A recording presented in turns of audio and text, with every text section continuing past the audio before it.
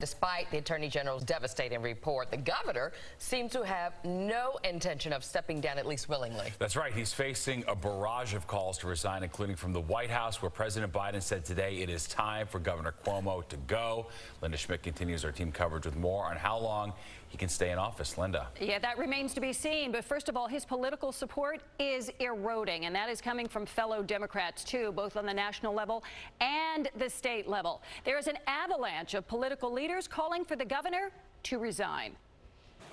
I think he should resign. President Biden calling on Governor Cuomo to resign and standing by his comment that he made back in March when asked if Cuomo should step down. What I said was, if the investigation of the Attorney General concluded that the allegations are correct, that back in March, that I would recommend he resign. That's what I'm doing today. Governor Cuomo's political support from powerful members of his own party collapsing from the White House to New York and across the country. New York Senators Charles Schumer and Kirsten Gillibrand calling on the governor to resign. House Speaker Nancy Pelosi saying Cuomo must go. New York State Assembly Speaker Carl Heastie, a longtime ally of Governor Cuomo, now saying, quote, "It is abundantly clear to me that the governor has lost the confidence of the Assembly Democratic majority and that he can no longer remain in office."